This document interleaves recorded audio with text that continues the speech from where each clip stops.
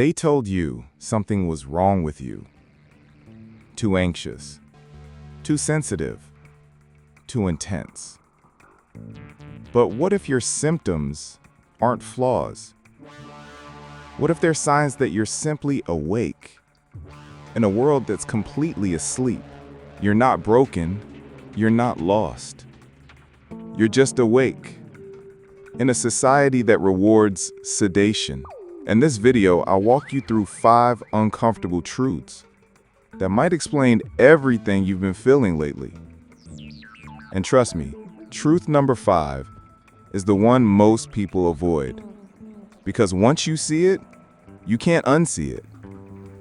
It's the one that ties everything together. The one that finally makes it all make sense. So stay with me until the end. Not for me, but for you. Because if even one part of you still resists the absurdity out there, this video will speak directly to that part. And hey, if any of this already feels like it's echoing something inside you, tap like. Not for the algorithm, but to mark this moment. Maybe even hit subscribe.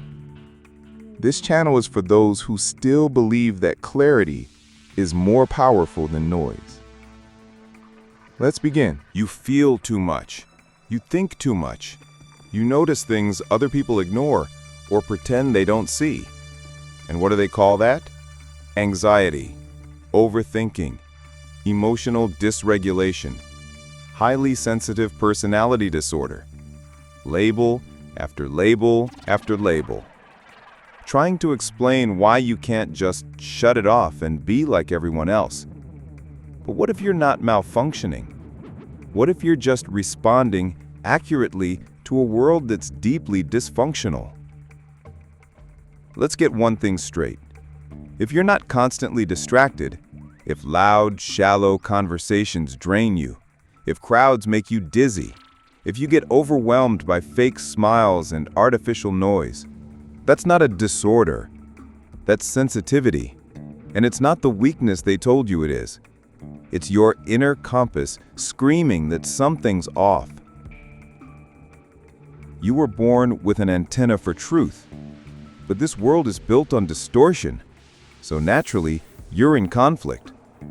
Because while most people adapt to the noise, you notice the noise. And the noticing hurts. It hurts because it's not supposed to be this way. Because deep down, you remember something more real, more quiet, more honest. Think about it.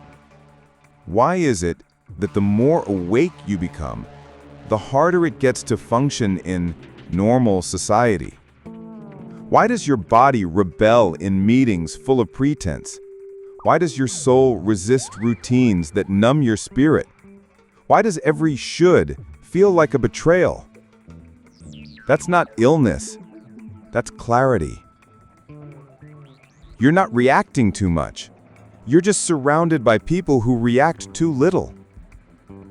This world doesn't know what to do with people who feel deeply, so it diagnoses them. It medicates them. It silences them. Because if your pain is valid, then maybe the system is broken, and they can't have that. So here's the first uncomfortable truth. You were never sick. The world just doesn't know how to handle people who see through it. You're tired. Not because you're weak, but because your nervous system is fighting a war it never signed up for. Flashing screens, constant notifications, noise everywhere. You can't even sit in silence for 10 seconds without the world trying to drag your attention back into the vortex. But here's what nobody tells you. This isn't an accident. This isn't just the way things are. It's by design. You weren't born overstimulated. You were trained to be. Because a mind that's overstimulated is easier to manipulate, and a soul that's exhausted has no energy left to rebel.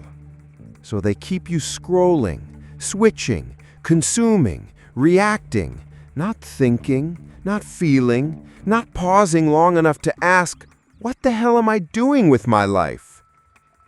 You know that feeling, when you've been on your phone for hours and suddenly it hits you? That hollow, nauseous echo in your chest? That's not just dopamine withdrawal. That's your soul knocking, asking if there's still someone home. But here's the thing.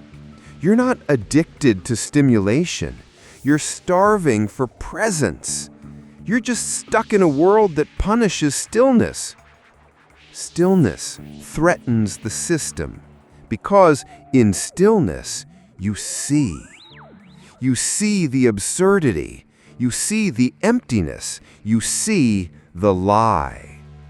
Truth number 2 is this.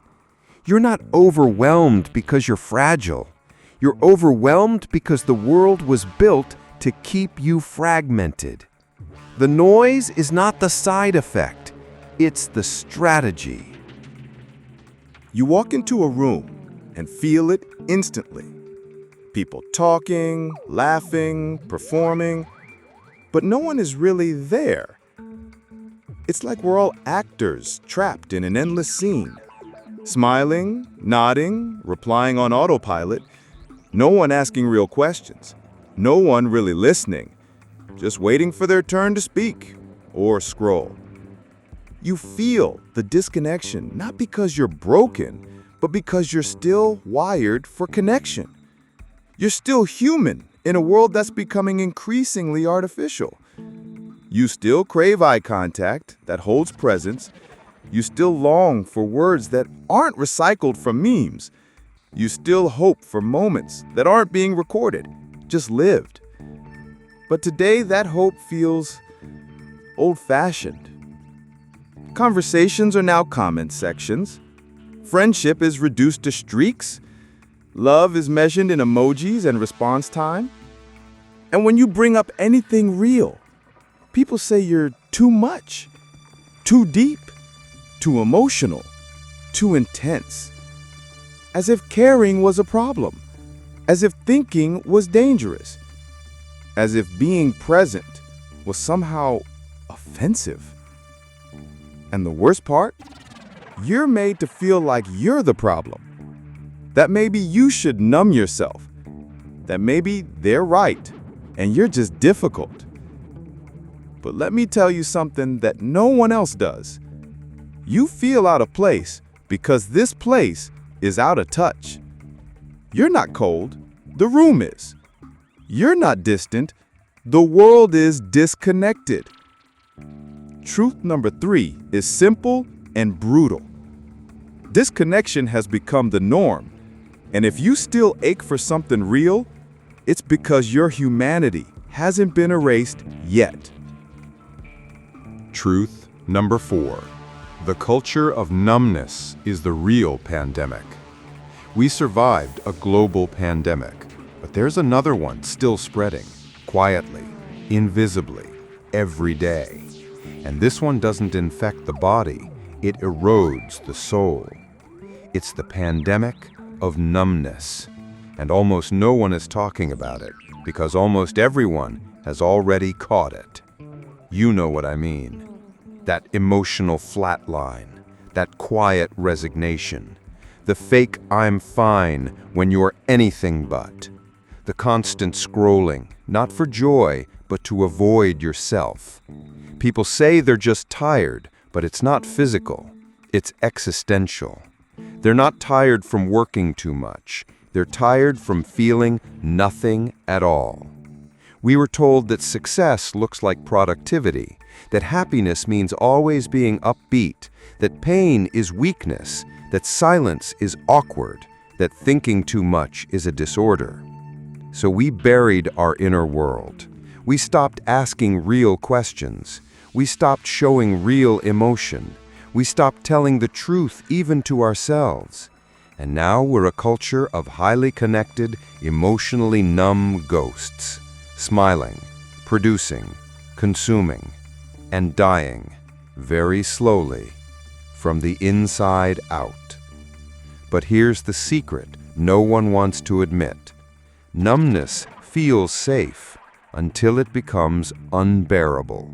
And when it does, people don't know what to do with the pain. So they just dive deeper into distraction. More content, more noise, more speed, anything but truth, anything but stillness. So here's truth number 4. The world tells you to be fine, but you're not meant to be fine. You're meant to be fully alive. And sometimes being fully alive hurts. But that hurt, that ache you carry, it means your soul hasn't given up yet. And now, truth number 5. The one that ties it all together, the one they never want you to discover. You don't need to be fixed. You need to remember who you are. Here's the part no one profits from telling you. You were never broken. You don't need to be fixed. You need to be remembered by yourself. The anxiety, the sensitivity, the discomfort, the exhaustion, they're not malfunctions. They're messages. Messages from the deepest part of you, the part that still remembers what it's like to be whole. You weren't born numb. You learned to numb yourself because the world made you feel like your depth was too much. So you split. You buried the parts of you that were too tender, too honest, too intense, too you. And now, all that sickness you feel, it's your soul knocking on the walls you built. The anxiety isn't weakness. It's a compass. The confusion isn't failure. It's a doorway. The loneliness isn't punishment. It's a reminder that you weren't made to fit into broken systems. What you're feeling isn't dysfunction. It's dissonance. The sound of your truth vibrating against a world that's out of tune. So stop trying to fix yourself. You were never meant to be a product. You were never meant to be efficient. You were meant to be real. And being real will cost you. It will make you misunderstood. It will make you lonely at times, but it will also make you free. Because truth doesn't enslave you. It returns you to yourself. Truth number 5 is the key to all the rest. You don't need healing. You need remembering. And what you're remembering is you. If this entire video felt like someone just said what you couldn't put into words, you're not alone. Tap like not for numbers, but as a kind of inner handshake, a signal that you're still here, still human, still trying to feel everything this life asks of you. And if you want more reminders like this, subscribe, not to a channel, but to your own awakening. In the next video, we'll go even deeper into the idea that isolation might be the last safe place for the human soul. If you've ever felt alone in your awareness, you'll want to see what comes next. Until then, disconnect from the noise, reconnect with what hurts, and remember, you were never too much, just too awake for a world still fast asleep.